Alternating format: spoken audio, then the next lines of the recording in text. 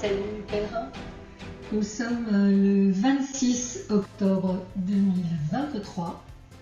Je recommence l'introduction de cette vidéo dédiée au tarot des Tuatha Dé Danann d'Alice White Swan parce que je n'étais pas satisfaite de celle que j'avais faite précédemment.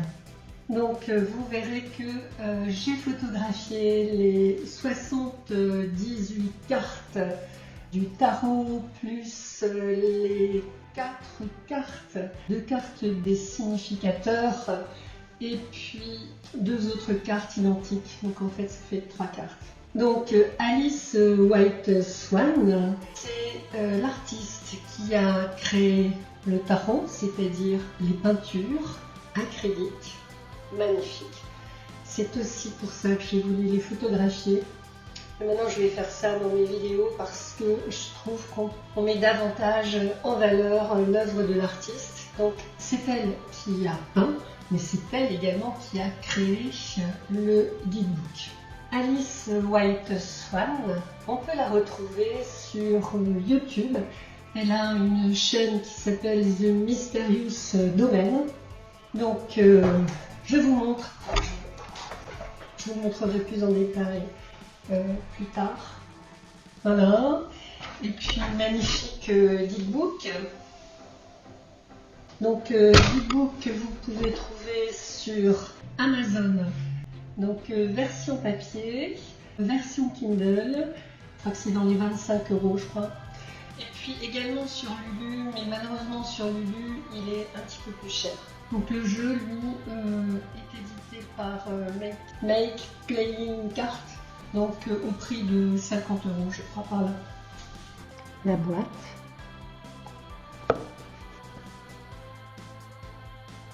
Le guidebook, c'est un magnifique livre de 21 cm sur 28, avec pour chaque carte, que ce soit pour les majeurs ou les mineurs, une page réservée à la carte et un écrit.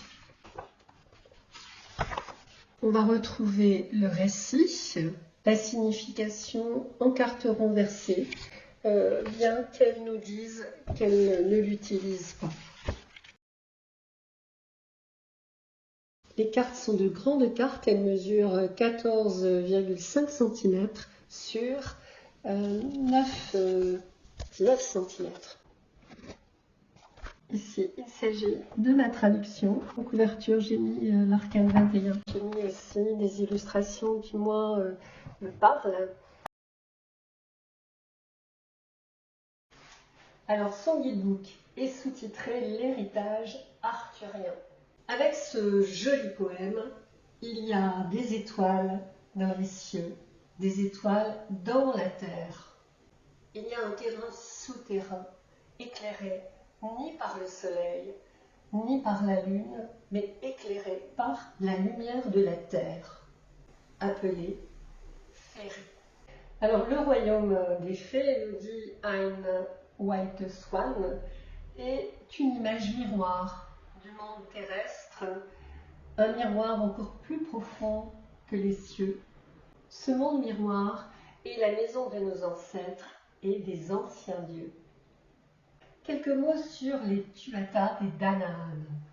Alors, les Tuatha Dé Danann, dans la mythologie celtique irlandaise, les Tuatha Dé Danann ou Tuatha Dé Danann, littéralement la tribu de la déesse Dana, sont les derniers dieux qui régnèrent sur l'Irlande avant les Milésiens.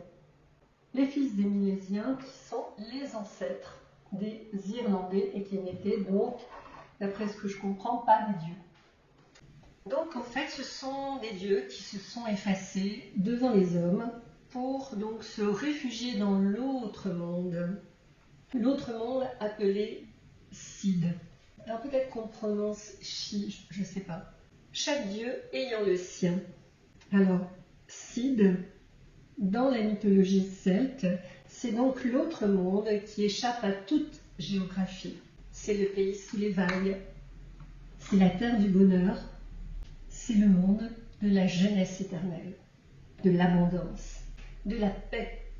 C'est aussi un lieu qui a son envers inquiétant, qui est le royaume des ombres.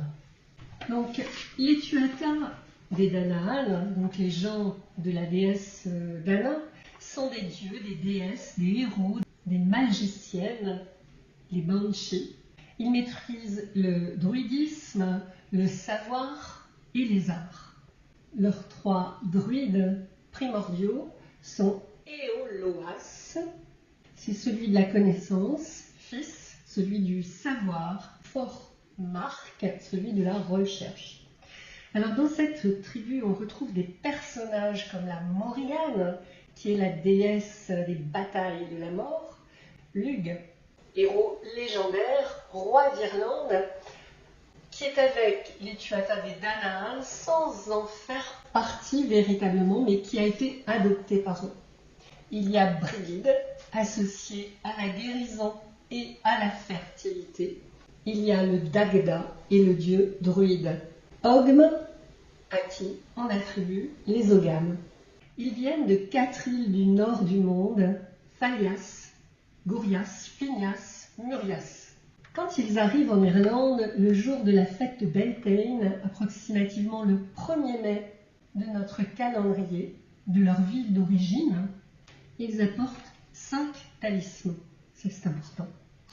Il y a la lance de Lugh, l'épée de Nuada, le chaudron et la massue de Dagda, bien que le chaudron soit souvent attribué à Cérigwen. Et bien sûr la pierre de Phal. Alors pour comprendre le lien entre les Tuatha des Danaan et la légende arthurienne, il faut avoir à l'esprit les liens entre l'époque pré-chrétienne, en l'occurrence celtique, et le christianisme. Par exemple, le symbole du Graal, de la lance, de l'épée, qui ont pour point commun de revêtir une dimension sacrée, voire mystique, et qui confèrent une légitimité. Le mythe chrétien ayant donc repris à son compte ces symboles, avant d'être saint ou sacré, le Graal est l'héritier des chaudrons de la mythologie celtique. Et je pense au chaudron de Gundenstrup. Donc je pense aussi à la lance Assal, appartenant au dieu celtique Lugh, qui est rapporté par les anciens dieux, les Tuatha des Danaan, et d'où le personnage de Lancelot du lac serait issu, et qui porte les mêmes caractéristiques que Lugh, c'est-à-dire qu'il est indispensable à une communauté, mais il n'en fait pas partie. Lancelot, c'est le 2e prénom de mon fils, d'un de mes fils. Alors, quant à la légende arthurienne, c'est un ensemble de textes écrits donc de 500 à 1200, voire plus, après Jésus-Christ. C'est une épopée sur laquelle se sont greffées donc plusieurs composantes mythologiques, galloises, irlandaises, celtiques, chrétiennes. Elle a été écrite par différents auteurs. Il n'existe donc pas une légende arthurienne, mais plusieurs légendes arthuriennes qui se déroulent dans une période appelée les âges obscurs, les âges sombres. Dans le royaume de l'île de Bretagne, elle-même étant une construction du Moyen-Âge, le roi Arthur est un héros romantique qui incarne l'idéal de la royauté, capable de défendre ce que nous croyons être le bien. Geoffroy de Monmouth a choisi de le faire naître à Tintagel parce que Tintagel, c'était un lieu de pouvoir au 5e et 6e siècle. Merlin, c'est le catalyseur de la naissance du roi Arthur. Il joue un rôle actif dans la transformation de la maison royale et initie une nouvelle ère. Alors par certains côtés, on pourrait croire que Merlin est un manipulateur, entre guillemets, peut-être davantage un visionnaire, celui qui est en amont de l'histoire. Donc c'est une légende aussi où le féminin est puissant dans le domaine de la magie. Il agit sur le masculin qui lui-même agit dans le monde réel. Les femmes de la légende arthurienne sont omniprésentes dans le paysage de ces guerriers. On pourrait dire que l'épopée arthurienne, c'est le monde des idées pures, c'est-à-dire une société conforme au monde parallèle des dieux, mais c'est une société des hommes. La légende arthurienne met en scène le libre arbitre, donc les erreurs, les choix à faire, l'apprentissage de la vie. Dans son livre, l'auteur nous précise que le Graal est un rajout de la légende qui date de 1190, apporté par la plume de Chrétien de Troyes, poète à la cour d'Aliénor d'Aquitaine, en France donc. En raison de sa mort prématurée, la légende de la quête du Graal n'a jamais été terminée.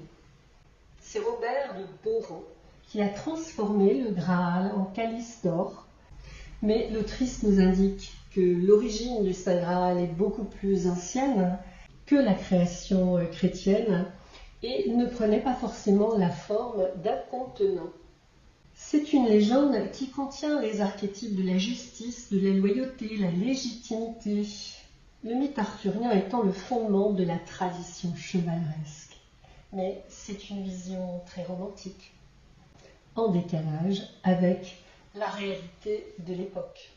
Alors, je vais essayer de vous donner quelques repères chronologiques dans l'épopée arthurienne. Alors, lorsque le Saint Graal apparaît à la cour du roi Arthur, la vie à Camelot est sur un cycle descendant. Les citoyens sont fatigués des guerres de vengeance et de conquête. Le jeune roi, idéaliste Arthur, s'est installé dans l'âge mûr, sa femme est amoureuse de son meilleur ami, son unique enfant est un fils incestueux, Mordred, engendré avec sa sœur Morgause, qui complote contre lui. La magie a fui le pays, avec la retraite de son sage mentor et conseiller Merlin, qui est parti dans l'autre monde, le laissant sans soutien. En raison des machinations de Morgane la Fée et de Mordred, la magie noire se glisse peu à peu dans le royaume, érodant la confiance de la cour d'Arthur en son roi. Puis le Saint Graal entre dans la salle et bientôt disparaît, comme dans un rêve. Le désir de retrouver le Graal pousse les chevaliers vers un nouveau défi. Donc Mordred arrive à maturité lorsque le pouvoir du roi Arthur est sur le déclin. Donc Mordred et Morgane la Fée profitent de cette faiblesse et incitent à une rébellion. Le monde du roi Arthur est déchiré par cette trahison. Le conflit qui s'ensuit divise le royaume en polarités extrêmes d'obscurité et de lumière, de sainteté et de péché, d'amour et de guerre, de transcendance et de décadence. La bataille de Camlann est le dernier combat d'Arthur contre Mordred. Le vieux roi gît dans les roseaux au bord du lac, mortellement blessé. Un bateau noir portant 3 reines arrive sur le rivage. Parmi elles se trouve Morgane la Fée, dans son rôle de guérisseuse et porteuse des morts vers l'autre monde. Les reines emmènent Arthur dans le bateau et retournent à Avallon, où il sera inhumé sous Glastonbury. Glastonbury Tor. Il est indiqué qu'il est en dormition, un peu comme la tête de Bran, pour protéger la terre et même revenir se battre si on a besoin de lui. À Camlann, Mordred est également tué, alors que l'obscurité et la lumière s'effondrent l'une dans l'autre, dans un dernier souffle de guerre. Alors qu'Arthur est transporté à Avallon, Galahad est conduit physiquement dans les royaumes spirituels les plus élevés. Cette synchronicité suggère une union du ciel et de la terre, une harmonie finale et la guérison du Wasteland. Perceval. Perceval, c'est l'archétype parfait du fou. Le magicien et le roi Salomon préparent le terrain pour la quête du Graal. La grande prêtresse et la dame du lac, c'est une fée puissante qui opère dans une dimension entre féerie, donc féerie, magie et lieu, et le monde de la matière. L'impératrice est la triple déesse irlandaise Brigid, qui trône sur le Caliswell, qui est considérée dans la mythologie irlandaise comme une porte d'entrée vers le monde des esprits. L'empereur est le prêtre Jean, le roi du Graal. Il détient et dispense les pouvoirs du Saint Graal. Le hiérophante, c'est Joseph d'Arimathie. Il est dit qu'il recueillit le saint sang et l'eau du corps du Christ en 2 cruets et accompagna les marins pour les mettre en sécurité et fit construire l'abbaye de Glastonbury. Les lovers sont Sir Gawain et Dame Ragnell. Le chariot, c'est Kundry, la femme sage du Graal, qui agit comme un guide pour Perceval et à qui elle rappelle ses responsabilités vis-à-vis du Graal. La force, c'est l'initié. Le 9, c'est Blaise, l'ermite du Graal. Il donne l'exemple d'une attitude appropriée de respect, de dévotion envers le sacré. Le 10, c'est la roue de la fortune, c'est la table ronde. Je vous ferai une vidéo avec la lecture particulière de certains arcanes, mais pas là parce que ce sera trop long, et la roue de la fortune en fera partie. La justice, c'est la déesse Britannia, avec le chaudron celtique de la régénération, où les guerriers tombés au combat sont placés et ramenés à la vie. Cette image symbolise la justice divine et dictant la loi de la réincarnation. Le pendu, c'est le roi blessé qui symbolise l'âme du monde perdue. Je vous le dirai également. La mort, c'est la Morrigan, très très belle carte aussi. La tempérance, c'est la déesse galloise du cheval, Rhiannon. Son nom est issu de Rigantona, signifie grande reine, car chez les Celtes, la souveraineté est un concept féminin. Je vous renvoie à ma première vidéo sur la Terre-Mère dans le cycle de Black Madonna. En 15, le diable et le chevalier vert. En 16, la tour et le siège périlleux, celui qui engloutit tout ce qui n'est pas authentique et qui libère les forces cosmiques. Ce siège est réservé au chevalier qui doit mettre fin à la quête du Graal. C'est Galahad, le fils de Lancelot du Lac, qui ramènera le Graal et sera capable de s'asseoir sur le siège périlleux. Sa cape se déploie comme des ailes de l'ange. Des langues de flammes pentecôtistes apparaissent dans l'air au-dessus des têtes des chevaliers accompagnés d'une colombe du Graal. Ce recueil de miracles prouve que Sir Galahad est bien le véritable chevalier du Graal. En 17, l'étoile, c'est Marie-Madeleine.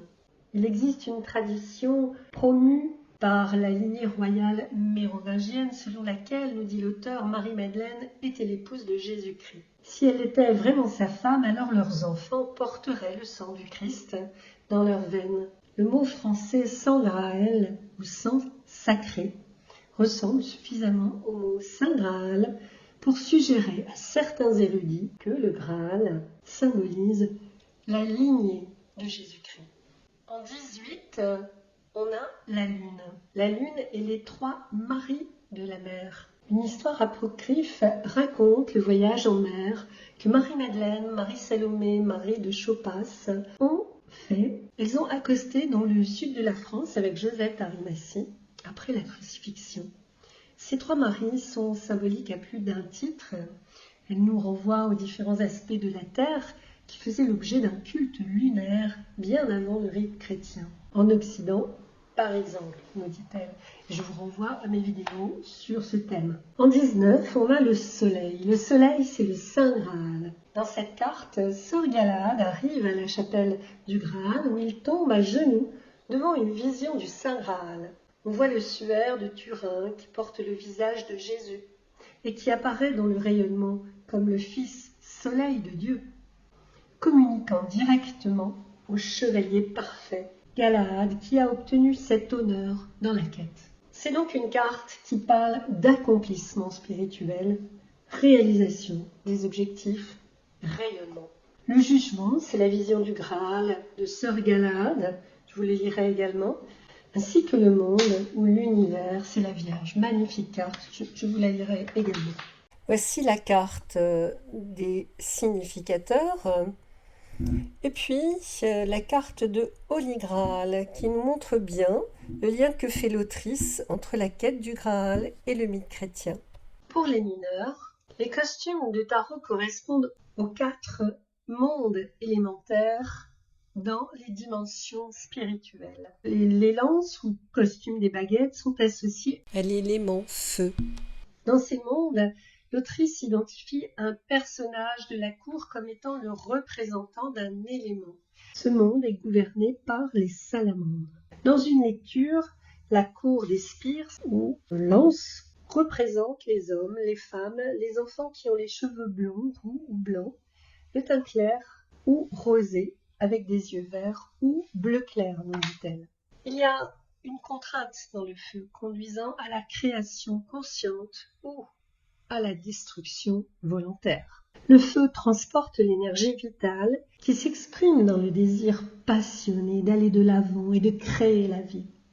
Notre sang provient du cœur et circule dans le corps avec le même mouvement vers l'avant, alimenté par le désir de la vie. Comme le sang, la passion pour la vie et la créativité viennent du cœur. C'est pourquoi le sang est le symbole du feu divin qui part du cœur ardent de l'amour de Dieu pour circuler dans toute la création et illuminer toute chose de sa lumière. La lance, c'est aussi la lance sacrée de Longinus pour percer le côté du Christ alors qu'il mourait sur la croix. Les coupes ou Graal représentent le prochain monde spirituel le plus élevé de la créativité pure.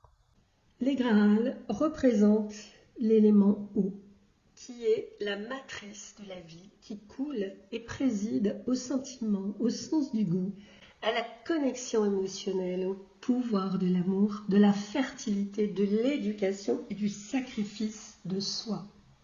L'eau relie toute chose.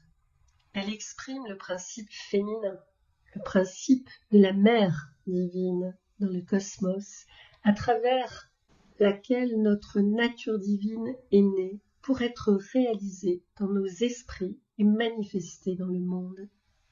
Le Graal est également associé au sang du Christ, associé lui-même au principe masculin.